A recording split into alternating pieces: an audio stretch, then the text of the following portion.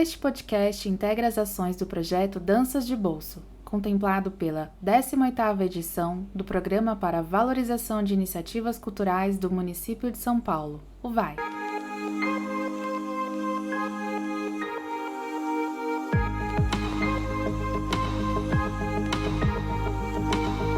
Olá, pessoa dançante! Seja muito bem-vindo ao podcast Danças de Bolso.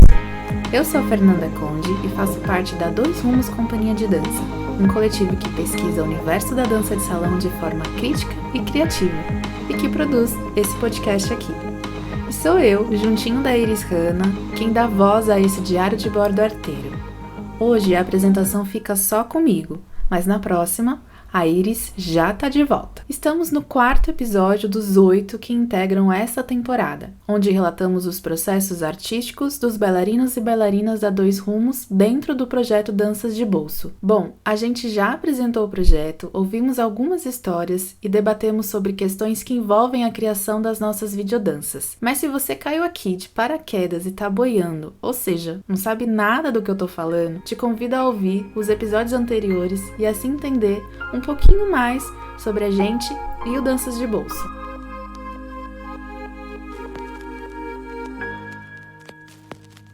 Hoje, além de continuar a descrever os nossos processos, vamos enfatizar o contexto pandêmico pelo qual estamos imersos há mais de 2 anos. É claro que, de certa forma, a pandemia esteve presente em muitos dos compartilhamentos trazidos até aqui, mas é importante dar mais enfoque nesse assunto. Afinal, como será que a galera da dança de salão se virou em meio a esse caos causado pela Covid-19, hein?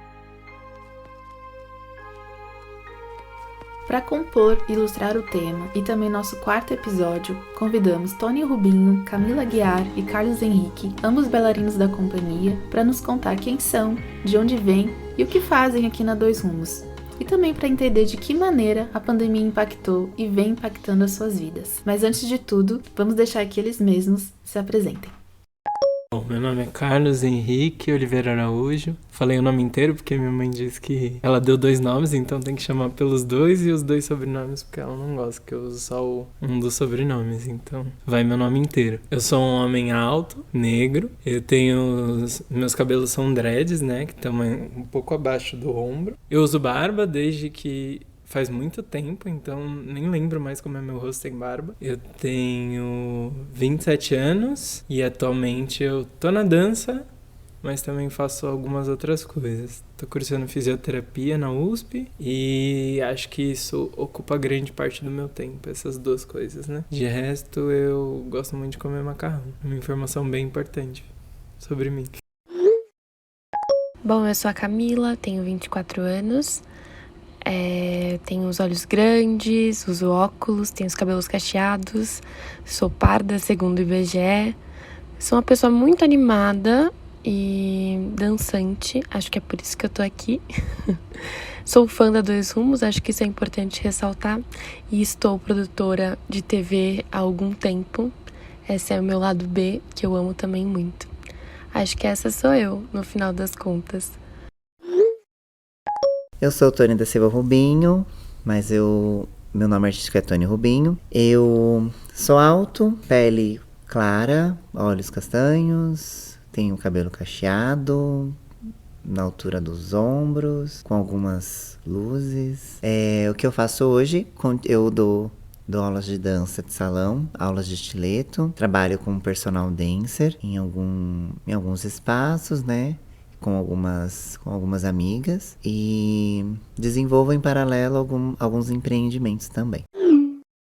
Tá, mas quando e como a dança começou a fazer parte da vida deles? Segue esse fio que vem desde lá da infância e que, de certa forma, até cruzam uns com os outros.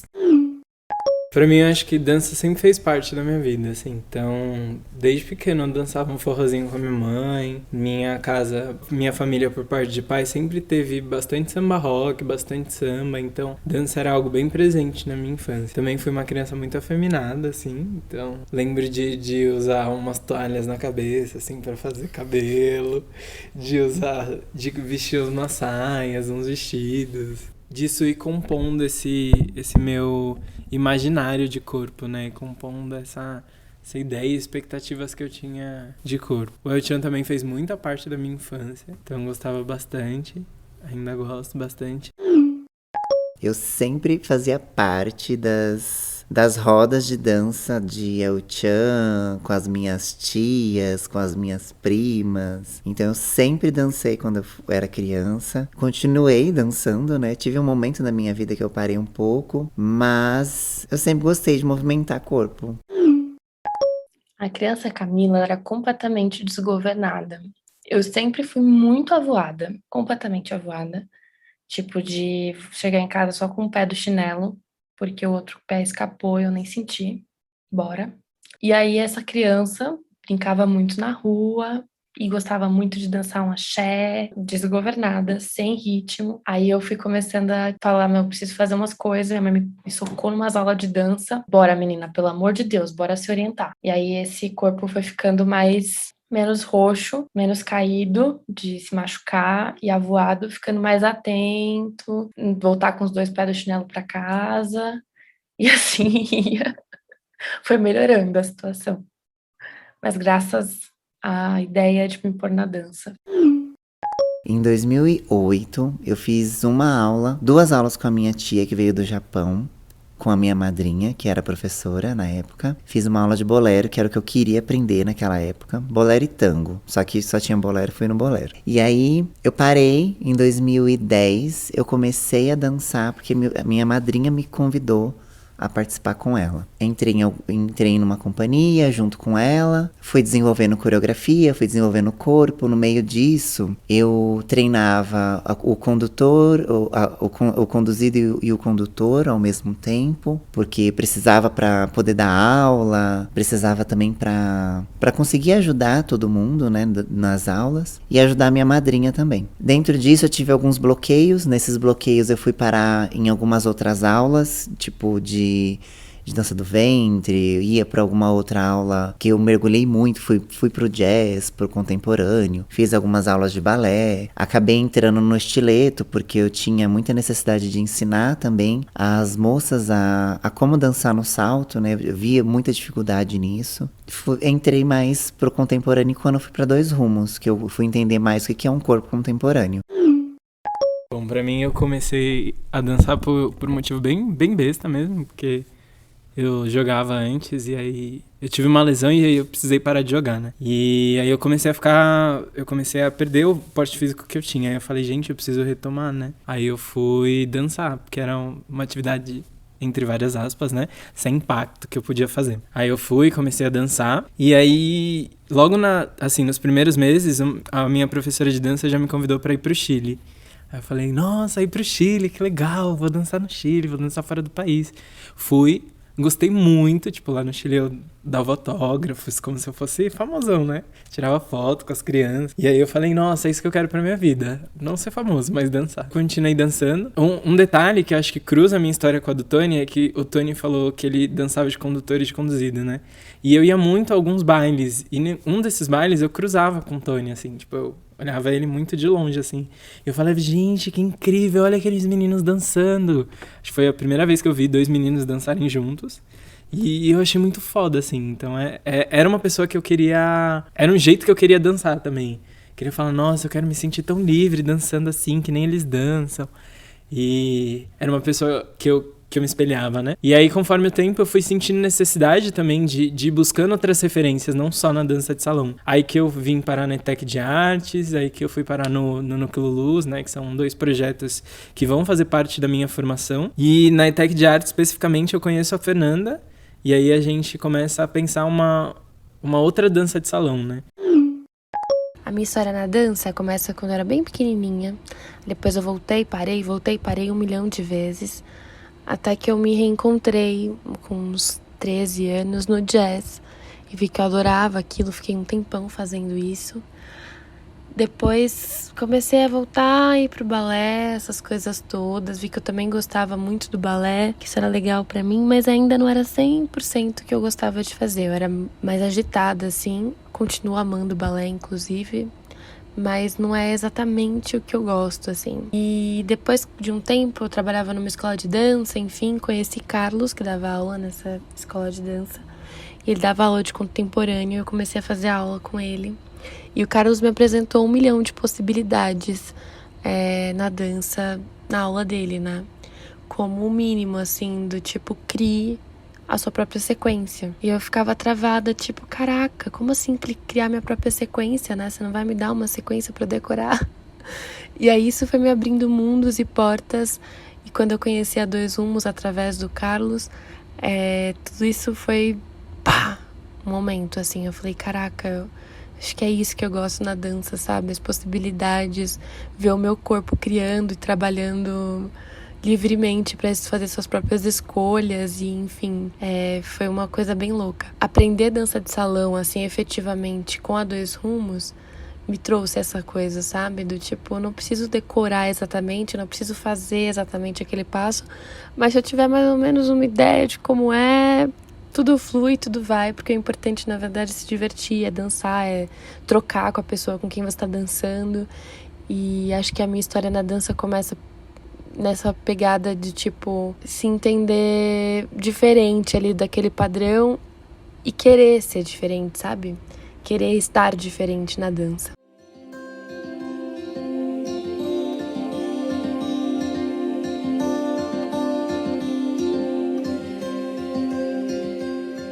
É impossível passar pela história de qualquer pessoa sem que o período pandêmico vire um capítulo de muitas e muitas páginas.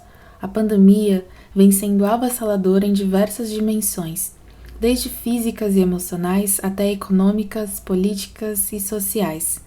Aqui, a gente não consegue trazer todas essas dimensões, mas começamos a entender, através das experiências de Camila, Carlos e Tony, como a Covid-19 afetou e ainda afeta os profissionais da dança, em especial os da dança de salão.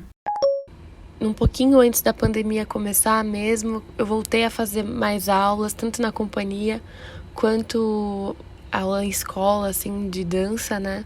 Tava fazendo balé, jazz, não sei o quê, me exercitando, assim, né? E isso mexia muito comigo no geral, assim, sabe? Eu ficava mais disposta, enfim. Quando entra a pandemia e acaba tudo isso, e tudo isso vira online, eu tenho preguiça de absolutamente tudo. Eu fiquei com preguiça de fazer tudo, eu detestava as coisas online, dançar online, não queria nada daquilo. E aí meu corpo foi virando uma outra parada que era pra baixo, assim, sabe? Eu senti uma falta de troca, não só no papo, que isso me fez muita falta, né? De trocar ideia. Parece que tudo que eu sou vem da troca com as pessoas. E aí na dança é a mesma coisa, sabe? Então mesmo dançando balé, que você dança sozinho é outra coisa, né? Você não tá ali no meio das pessoas. E aí durante a pandemia eu fui vendo que meu corpo tava amargurando, assim. Eu tava vivendo uma outra coisa que era muito complicada, muito difícil. E aí quando a Dois Rumos voltou com os ensaios, eu gostava tanto de quando a gente batia papo, sabe? Assim, a dança era muito importante, era muito boa, adorava me exercitar e tudo mais. Mas a coisa que tava me fazendo falta era a troca, sabe? Assim, de trocar ideia, de falar, nossa, meu corpo tá assim também. Eu não tô conseguindo, tá muito difícil pra mim. E eu lembro que nos ensaios, tipo, na pandemia, a gente teve vários momentos de troca, assim, né? De separar em duplas e duplas darem aulas. E teve uma aula em específico que era da Iris e do Tony, que eu me acabei de chorar, assim. Era um dia muito difícil pra mim, eu me acabei de chorar. E eu falei, caraca, como eu tô chorona, como eu tô pra baixo, como eu tô... Tipo, o que tá acontecendo? Quem é essa Camila, sabe? A pandemia me trouxe um corpo que eu jamais imaginei ter, que era esse corpo desanimado, que não quer nada, que já desistiu, sabe? Bom, pensei numa analogia aqui. Acho que antes da pandemia, a minha sensação é que... Olha, eu falando de comida de novo. Que era uma macarronada, onde o macarrão e o molho estavam muito bem, assim, entrosados, né? Pensando que o macarrão seria uma técnica de dança e o molho seria outra. Então eu sentia que as técnicas, elas se dialogavam muito mais no meu corpo. Durante esse final da pandemia, eu sinto que é como se o molho estivesse num potinho e o macarrão estivesse em outro. Então eu tenho muito mais dificuldade de juntar uma coisa na outra. Então, de trazer um corpo mais contemporâneo para dança de salão e um corpo mais do salão para o contemporâneo. Ainda tenho bastante essa dificuldade. Sinto que eu tenho que fazer um esforço muito maior para que essas coisas entrem uma na outra. Então, eu diria que meu macarrão está separado, mas tá aí. Dá para juntar de novo. Durante todo esse período, né, de 2010 até 2019, né, eu vinha construindo um corpo, vinha me descobrindo, né. Tive várias quedas, assim, de descobre e reconstrói novamente. Não é mais isso, é outra coisa que eu gosto de fazer. Então eu ficava muito nessa oscilação, né. De um pico de não é isso, depois não é isso. Vamos refazer. Então eu até consegui ter uma dança que eu gostaria de produzir antes da pandemia, né? Eu achava que ela era livre, mas não era. Eu ainda me prendia muito em algumas travas mentais. E isso me impossibilitava de chegar a um lugar que eu gostaria. Que era onde estou hoje, sem medo, sem limitação, sem olhar para fora, né? Consegui construir uma dança sozinho também e com uma outra pessoa sem precisar olhar para fora, né? Olhar para o julgamento do outro. Eu sinto que eu vi muita gente abandonar a dança. Muitos profissionais que estavam atuando só com dança, voltando para outra profissão, sabe? Se voltando para outros lugares. Porque eu sinto que as pessoas não souberam lidar com a pandemia. A gente já tem uma dança que fala pouco sobre economia, a gente já tem um cenário de dança que fala pouco sobre remuneração, sobre estabilidade financeira, e eu sinto que isso só se intensificou na pandemia. A galera acabou deixando de pagar os professores, acabou acumulando algumas dívidas com espaços para tentar manter uma escola, por exemplo. E isso ainda assim não foi verdade, né? Porque essas mesmas escolas fecharam, as pessoas acumularam dívidas, os profissionais ficaram desamparados. Eu vi muita gente tentando migrar para o online, ainda que muita gente não conseguiu efetivamente essa migração. E vi muita gente crescer também online, sabe? Então, gente que soube se vender e que hoje em dia tá conseguindo ganhar outros espaços. Mas é isso, assim, eu sinto que a dança não conseguiu dar conta do baque da pandemia, né? Carlos acabou de elencar algumas situações pelas quais muitos de nós, profissionais e artistas da dança, tivemos que atravessar. Mas sentimos a necessidade ainda de dar nomes aos personagens dessa travessia louca. Então, convidamos 3 pessoas queridas que pudemos acompanhar nesse período e que são bem próximas da Dois Rumos para relatar um pouco mais dessas vivências. O primeiro depoimento que vamos ouvir é do Nadson Macedo. Confira. Eu me chamo Nadson Macedo, eu sou professor de dança de salão, empresário no ramo da dança de salão, tenho uma escola, a Dansare. Eu comecei na Dansare como professor de dança de salão em 2017, onde eu fui convidado a integrar o quadro de professores. Em 2019, eu tive a oportunidade de comprar a escola. Foi um processo, assim, uma decisão que eu pensei bastante, quase disse não, mas acabei topando. Em seguida, logo assim, eu resolvi mudar a escola de prédio, muito próximo. A escola fica no bairro do Ipiranga, em São Paulo. E foi, assim, uma obra trabalhosa, grande, e o prédio ficou lindo, a estrutura ficou maravilhosa. O ano de 2019 foi um ano de muito desafio, foi um ano de muitas mudanças para mim, na minha vida pessoal, profissional. E a escola teve um resultado lindo, muita gente teve a oportunidade de conhecer, e fizemos o nosso baile de encerramento, e voltamos com tudo no começo de 2020, acreditando, né, no sucesso da escola, no retorno financeiro, na quantidade de alunos atingidos que seriam. E logo em março, né, tivemos aí a grande notícia de que os espaços precisariam ser fechados. Ficamos limitados, impossibilitados, na verdade, trancados dentro de casa. Esse processo foi muito doloroso, mas para mim eu tive que tomar uma decisão muito rápida, prática e assertiva.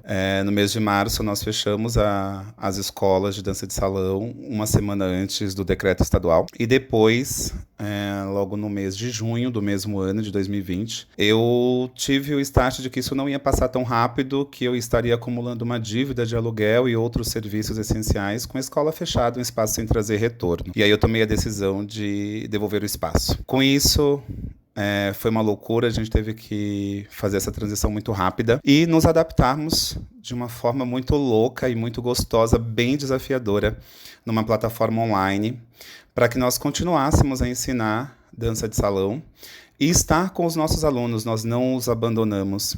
Foi um processo muito, muito, muito gostoso, mas muito trabalhoso. Você está ali de frente de uma câmera de telefone e ensinar a dança de salão para as pessoas em casa. Tivemos uma grande aderência, todos os nossos alunos permaneceram com a gente, isso foi muito positivo e muito bom. Hoje, em 2022, né, estamos aí com retorno de parte desses alunos, adquirindo novos alunos, a escola devagar, mas ainda voltando a crescer e vendo esse retorno, vendo que a dança de salão está voltando, vendo que as pessoas estão se sentindo mais confiantes e isso é maravilhoso. Eu tive muitos desafios na minha vida como empreendedor e pessoal, mas hoje eu estou muito feliz com os resultados que a gente vem obtendo, estou muito feliz com as decisões que eu tomei nos anos de 2020 e 2021 e fecho aqui, né, esse meu depoimento dizendo que todo e qualquer desafio para qualquer pessoa deve ser enfrentado de frente. O próximo depoimento é de Amanda Mota, que um pouquinho antes da pandemia também abriu sua primeira escola de dança, a Pé Descalço Pinheiros, em parceria com a Dança Collab, aqui mesmo em São Paulo, e que, assim como Natson, precisou enfrentar esse período a duras penas. Em dezembro de 2018, eu realizei o meu sonho de abrir a minha própria escola de dança. Comemoramos o nosso primeiro ano e pouco tempo depois, em março de 2020, a gente recebeu a notícia dos primeiros dias de isolamento. Então, inicialmente, a gente pensou que fosse ser uma coisa super provisória, né? Ninguém estava esperando por isso. Então, algumas pequenas adaptações que a gente foi fazendo, a gente tinha uma lanchonete também, então pensamos ali no estoque, né, para não deixar nada estragar, fomos vendendo, das pessoas iam retirar lá com cuidado e tal, mas aquilo foi se prolongando, né, então fomos pensando em outras ações no caminho, fizemos adaptação das aulas para o online e por um tempo fluiu super bem. E depois começaram a entrar algumas questões, muitas pessoas perdendo seus empregos, então já não tinham mais como sustentar, né, manter as aulas de dança. Outras pessoas que já estavam sobrecarregadas de tantas coisas online, realmente já não queriam mais fazer.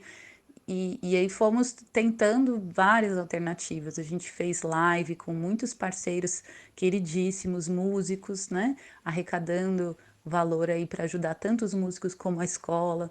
A gente fez vaquinha, onde a pessoa que contribuísse tinha uma contrapartida, né? Alguma coisa que ela teria em troca quando a gente retornasse, porque a gente tinha que manter o aluguel da sala. A gente não teve flexibilidade nenhuma do proprietário do imóvel e era um valor muito pesado, né? A gente não tinha outra fonte de renda para manter. Então, por um tempo, a gente conseguiu manter dessa forma, mas a pandemia se estendeu de uma maneira impensável, assim, inimaginável, né? E aí ficou insustentável pra gente. Então, com muita dor no coração, assim, a gente começou a conversar sobre a entrega mesmo do imóvel, né? E entender como é que a gente seguiria dali em diante. Então, em setembro de 2020, a gente tomou essa decisão de entregar o imóvel e esperar, né, para ver qual seria o desfecho e quando a gente estaria seguro para voltar com as atividades presenciais. E aí foi o momento em que eu tive que decidir também o que eu faria com a minha vida profissional, né, já que eu não tinha mais a escola e o cenário nas outras escolas era né, muito parecido. Eu não me sentia segura em voltar da aula, mesmo com algumas escolas começaram a voltar aos poucos, mas eu não me sentia segura, e aí tinha todas as outras questões, né, de trabalhar com a minha filha em casa, minha filha estava sem ir para a escola, e reconstruir, né, porque quando eu abri a escola, eu dediquei o meu trabalho muito mais à parte administrativa e comercial da escola, então eu tinha me afastado da sala de aula mesmo. Então essa retomada era muito complexa para mim, porque eu já estava fora do mercado. Hoje a Amanda integra 2 Rumos e também tem um trabalho lindo com a dança materna. A Pé Descalço segue, mas ao comando de outras pessoas. Inclusive o nosso 3º episódio da série conta a história da Amanda em mais detalhes. Vai lá conferir. E agora, fechando nossos depoimentos, a gente ouve Juliana Freire, do coletivo Forró das Bonita, que vem trazer pra gente um pouco de como o grupo se virou para criar e continuar resistindo com arte, mesmo em meio aos perrengues de toda a pandemia e dos problemas habituais que todo artista independente, infelizmente, enfrenta. Fala bonita, fala bonito. Quem fala aqui é a Juliana Freire. Eu sou idealizadora do Forró das Bonita, que é uma companhia de dança independente, assim como a 2 Rumos, com recorte de pesquisa no forró e na cultura popular. Durante a pandemia, a gente criou o último espetáculo. Nós temos 3 espetáculos, e o último espetáculo, que foi o Passarinhos, um espetáculo infantil, a gente precisou criar durante a pandemia. A gente nunca tinha ganho um fomento público para conseguir fazer algum trabalho, e dessa vez a gente conseguiu o VAI, e assim que saiu o resultado do VAI, logo em seguida veio a pandemia, deixando a gente sem chão, sem saber como lidar com aquela situação. Nós somos hoje em 12 dançarinos. Parte desses dançarinos fazem um conteúdo, parte dançam na companhia, né? Alguns fazem parte da produção. E foi muito difícil para todo mundo. Foi muito difícil para mim, porque eu queria fazer desse ambiente o mais seguro possível para todos, e foi uma carga mental muito grande para mim e para todos do grupo, assim. Todo mundo, cada um tinha as suas demandas, né? O próprio espetáculo fala sobre isso, sobre a diversidade dos corpos e sobre a diversidade das demandas mesmo da vida, né? E a gente sentiu nas penas, né? Tudo que a gente podia sentir nesse processo. Então, foi um processo muito difícil, foi um processo muito doloroso, mas o resultado desse trabalho, que foi a última apresentação que fizemos no CRD, na praça, que fica à frente, né, na Praça Ramos, foi incrível. Foi uma apresentação muito cheia, uma apresentação muitas crianças, e a gente conseguiu dar o resultado que a gente queria.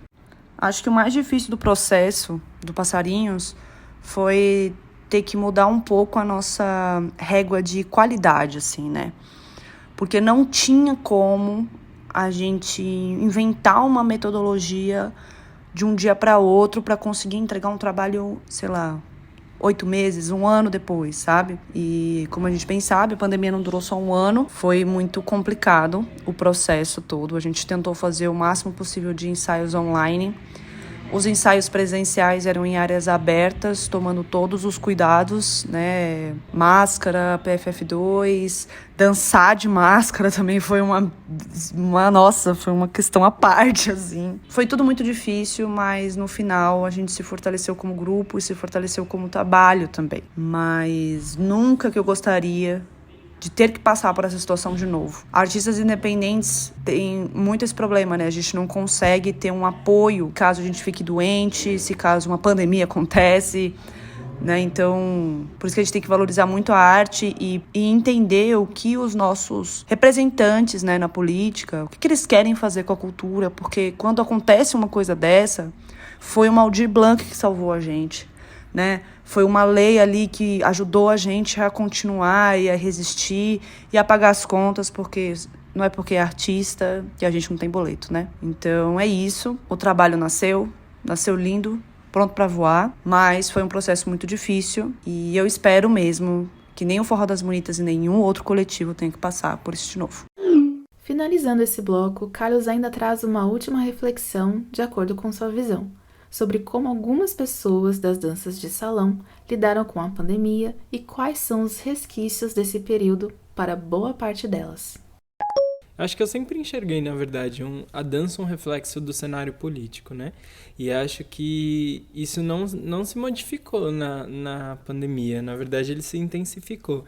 Então, eu vejo uma galera que que negava toda a existência da pandemia, então que ia para baile clandestino, que não parou de sair, que continua a se encontrar, continua a treinar, continua fazendo as coisas, e que hoje mantém, né, mas uma atuação quase como antes da pandemia, né?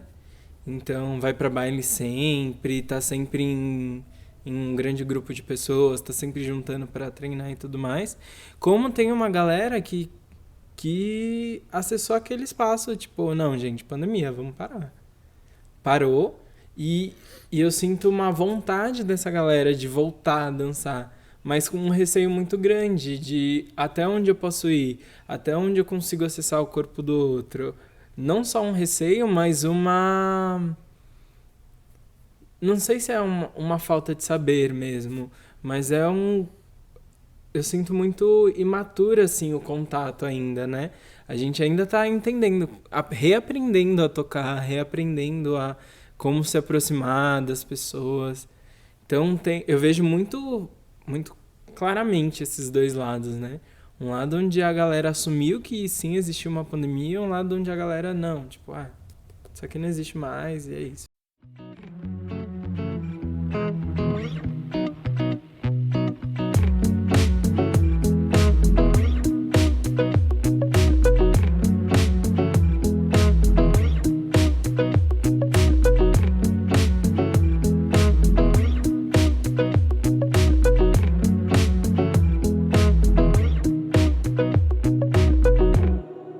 Pegando o embalo das diversas maneiras que cada um lidou com a pandemia, nesse terceiro e último bloco, a gente conhece como Tony e Camila desenvolveram as pesquisas das suas videodanças, que partiram das vivências, emoções e conflitos causados pelo isolamento social. Bora entender quais foram as escolhas dessa dupla e também seus principais desafios e conquistas? A minha pesquisa, ela foi se moldando conforme eu fui construindo, na verdade desconstruindo uma personalidade que eu criei. Porque estava muito dentro da dor das outras pessoas. E eu não queria machucar as outras pessoas. Tipo, a pandemia pra mim, essa pausa, pra mim foi bom. Eu ter parado, né? E pra muitas pessoas não foi bom. E eu não queria jogar isso, né? Foi um processo de me entender novamente, né? De poder, não, pra mim foi gostoso parar. Foi bom parar. Né? Então, o meu processo veio daí. Quando eu fui fazer um passeio com a Aline, e a gente foi no Museu da Imagem e do Som, e eu falei assim, ela me convidou pra ir, eu fui, e aí ela falou, é um museu que vai passar ilustrações e tal, nas paredes brancas. Eu falei, então eu vou de branco, pra meio que me misturar nas telas e tal. E a intenção era gravar alguma coisa ali, mas eu não tava com muita coragem, porque tinha muita gente. E aí a Aline me deu um empurrão, vai lá, faz. E era a última exposição. E eu acho que o meu corpo veio dali, veio daquela movimentação, daqueles movimentos. Tanto que eu mandei pro Carlos, para ele dar uma analisada, para saber se estava interessante. E aí ele me deu uns feedbacks, tudo mais, para conseguir construir outras figuras dentro daquilo, né?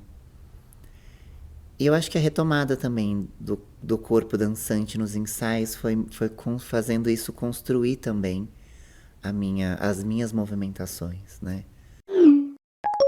Eu comecei a pesquisar o que era angústia, sabe? De onde vinha, tipo, quais eram as definições para esse sentimento, que foi o que eu pensei que era o que mais conversava com esse momento da pandemia.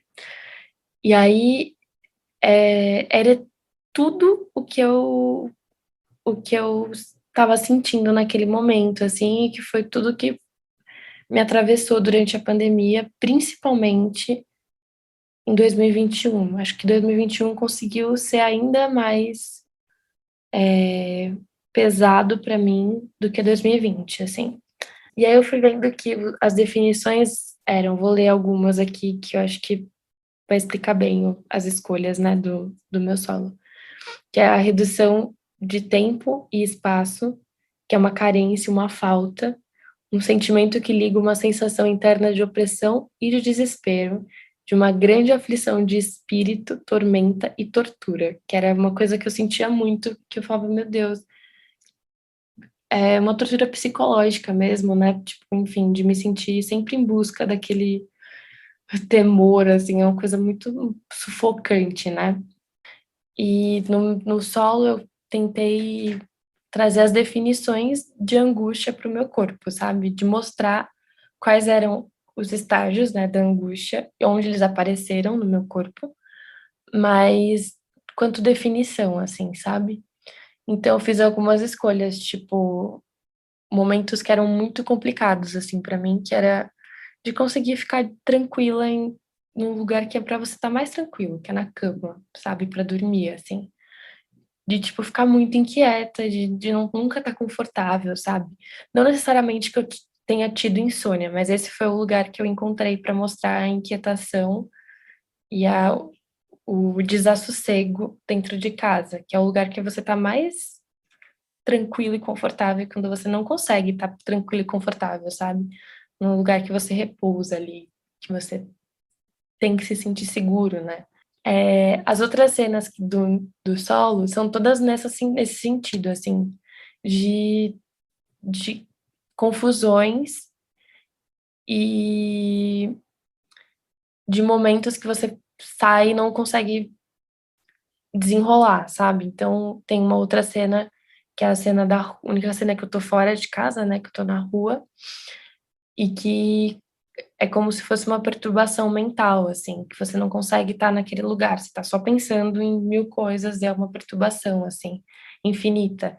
E é angustiante de estar ali, sabe? Você não quer estar dentro do seu corpo, você quer sair daqui do seu corpo, você está se sufocando, né? Ser você é sufocante. E a, a minha outra cena é exatamente você voltar para casa e ver que nada mudou, que em qualquer lugar vai ser sempre a mesma coisa, sabe? Um sentimento que você não sabe quando acaba, ele não acaba. Ele vai só se moldando e vai aparecendo de outros jeitos e te sufocando de outras formas. E aí eu fiz algumas escolhas, tipo, para mostrar para causar essa angústia em quem estivesse assistindo, como por exemplo, é um solo todo no silêncio, assim. Então não tem trilha, não tem música e é só respiração e ruído, mas não tem nada, porque é justamente uma sensação, é um vazio, né? É estar perdida no vazio, assim. A criação, desenvolver a cena, construir a cena na sua cabeça, passar a cena pro papel. Eu não conseguia saber qual era a minha tática para eu conseguir construir a cena. E eu fui desenvolvendo nessa loucura na minha cabeça, porque eu não tinha uma ordem. Eu não conseguia colocar ordem nos pensamentos. E eu acho que Conquistas foi ver pelo menos o vídeo pronto. Nossa, pra mim foi assim. Gente, eu consegui marcar com o filmmaker, eu consegui pegar, capturar as imagens. Eu consegui fazer isso num curto período de tempo também, que eu acho que pra mim foi muito bom. E aí, ver pronto foi a minha maior conquista. O maior desafio foi conseguir começar a pensar o que eu quero apresentar, sabe? Tipo, colocar no papel, nem no papel, sabe? Na cabeça mesmo, assim, conseguir estruturar uma coisa, tipo, eu quero isso, vai ser assim. Os meus amigos, tadinhos, ficaram só me aguentando nas minhas crises, tipo, gente, eu não consigo nem saber o que eu quero fazer. Nananã. É o Zeman, que é o meu amigo que mora comigo, foi primordial ali, porque ele super. Não, tá tudo errado, você que tá pensando, não tá conseguindo falar direito. E eu realmente não tava conseguindo falar direito. Aí até eu conseguir estruturar a minha ideia bonitinha e passar, ele falar, não, agora eu entendi. Agora vai ficar bom. E aí eu foi aos pouquinhos, assim, acho que esse foi o meu maior desafio, de conseguir entender o que eu queria construir isso na minha cabeça para depois, muito depois, conseguir colocar no papel e falar, não, é isso que eu vou fazer, é isso que eu gosto, é isso que eu quero, isso que faz sentido para mim. Mas até entender o que fazia sentido para mim, penei, mas aqui cheguei. Agora, conquistas, acho que tiveram várias, assim. Nos- Agora que tá tudo meio pronto, né? Falta pequenas coisas. Acho que de conseguir, no final das contas, as coisas que eu pensei, assim, de terem se tornado possíveis e estarem no vídeo, sabe? Tipo, é o que eu quero, que eu tenho orgulho de ver, sabe? Acho que isso é uma conquista, assim. Porque é uma sensação muito complicada de se olhar no vídeo, né? Eu não sei se pra todo mundo é isso, mas eu não gosto de me ver, apesar de adorar gravar, me gravar dançando. Amo, porque eu sou biscoiteira, né? Tô aí pra isso.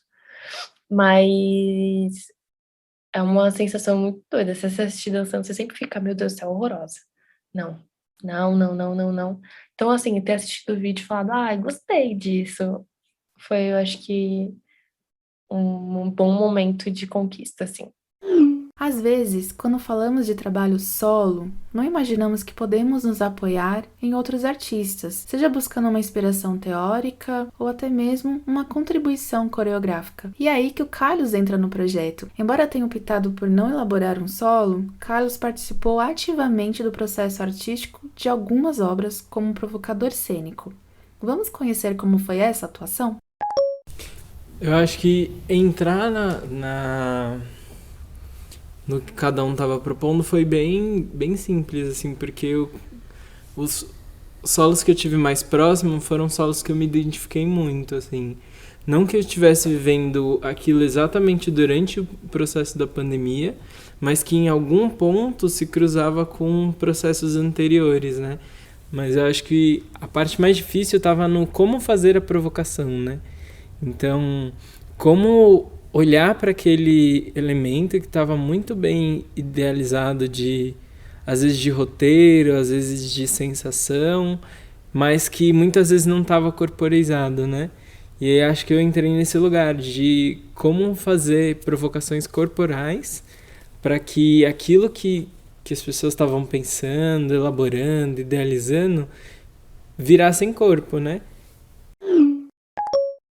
Eu acho que o meu solo é, na verdade, meu e do Carlos, porque todas as minhas cenas foi ele que me provocou a pesquisar, assim, porque eu tava realmente muito perdida. Eu tinha só o que eu queria falar no começo, eu quero falar sobre desencontro, sobre me perder, sobre angústia, sobre falta de mim, mas eu não sei muito bem o que eu quero. Eu demorei muito para começar a trazer isso pro corpo.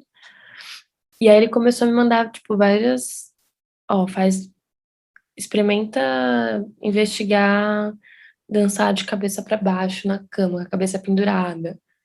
E aí eu comecei a ter sensações, tipo, de como isso era muito, se relacionava muito com o que eu sentia, né? De ficar tonta, essa tontura, de dançar com o olho fechado. Enfim, ele foi me plantando várias sementinhas que no final das contas foi virando o meu solo aos poucos, assim, né? Cada provocação que ele fazia foi se transformando em cenas, assim, para mim. E eu falava, nossa, isso aqui é muito legal. Tipo, foi muito bom experienciar, mas acho que isso é bom de assistir também, sabe? Foi ele conseguir instigar esse corpo, né? Principalmente tanto ele estando na cena, que ele me ajudou muito dentro da cena, que eu precisava de alguém. E eu queria que fosse um amigo próximo, né? E queria que fosse um homem. Então. E o Carlos, ele esteve super proposto a me ajudar ali durante a cena. E, nossa, foi muito importante as dicas, ele ali me auxiliando tanto na captura das imagens, me dando um conforto também de que as coisas iam dar certo, né? Tanto na primeira cena quanto na outra cena, que eu tô sozinho, me ajudou muito, que tanto A gente pegou uma carona e ele foi me ajudando a desconstruir um pouco aquele corpo do vídeo, do museu. E esse corpo do museu foi o que eu usei para fazer a cena sozinho. Então, essa cena sozinho, ele tava ali também dando um suporte de, solta um pouco mais o braço, movimenta mais a cabeça, captura outra imagem. Então, esse suporte foi muito... ali pra mim foi tipo, nossa, realmente, eu precisava de alguém aqui e o Carlos tava ali. Foi muito bom.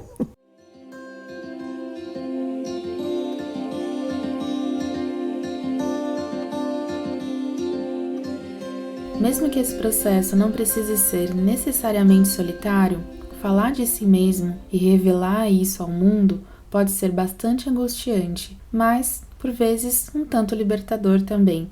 E encerrando o episódio, Carlos e Camila falam sobre as descobertas únicas que só uma experiência bem íntima pode proporcionar ao artista. Eu sempre achei que trabalhos solos são os trabalhos mais difíceis, assim. Porque é uma overdose de si mesmo, né? Então, você tá ali, você e você, com quem você briga, com quem você fica feliz, com você, e você vai dormir com você, e você vai acordar com você, e você vai dormir com o seu trabalho, vai acordar com o seu trabalho, e o seu trabalho tá no seu corpo, ao mesmo tempo que é um trabalho, né? Então tem um corpo, não sei, eu acho que é uma overdose de si mesmo gigantesca, assim. E quando a gente tá numa dança, quando a gente pensa em uma dança relacional, como é a dança de salão, a gente tem com quem trocar, né? A gente tem com quem brigar, a gente tem com quem falar, não, Fernando, eu não acho que é isso. De atar outros nós, né? Desatar outros nós, ou então eu te entrego um nó e aí você consegue desfazer esse nó. Mas quando você tá com você mesmo, é você e você, né? Se você encontrou um beco sem saída, é você que tem que criar uma saída. Então, tipo, nossa, eu gostaria muito de falar disso, mas também gostaria de falar daquilo e daquilo outro. Se enxergar nesse mar, nessa imensidão de possibilidades, eu acho que é um processo de descoberta muito bonito, né?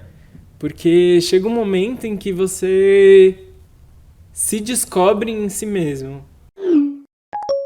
É muito doido fazer uma coisa que depende única e exclusivamente de você e do seu progresso, né? Eu tenho uma tendência a sempre preciso da validação das pessoas, de uma orientação, de um caminho dado, tanto que eu amo coreografia, entendeu? Pode me trazer a coreografia aqui pronta, não preciso criar não, tá tudo certo. Porque a gente tá condicionado, né? Reproduzir, não ter que criar, não sei o quê.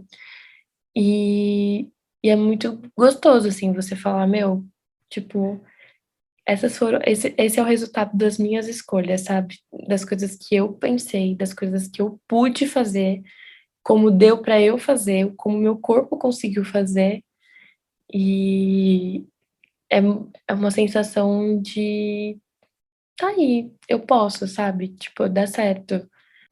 Que foi vindo e que foi mostrando pra mim que, tipo, eu consigo, sabe, criar uma coisa e entregar esta coisa criada por mim, que eu morro de medo, vergonha de colocar, tipo, criar coreografias e, enfim, as coisas são completamente distantes de mim. E aí foi muito importante fazer a minha própria, sabe, assim, tipo, fui eu que fiz, que lindo. Curiosa ou curioso para saber como essas e outras histórias se entrelaçam e viram danças ao longo do projeto? Então continue acompanhando Danças de Bolso. A cada nova etapa do processo, publicaremos um episódio diferente que mostrará uma narrativa nova sobre a criação das nossas videodanças. Lógico, tudo sempre atrelado a um pitaco rebelde sobre temas importantes que habitam as danças de salão e que precisam ser discutidos. Para mais informações, siga-nos também no Instagram @doisrumos. Muito obrigada por sua companhia até aqui e até mais!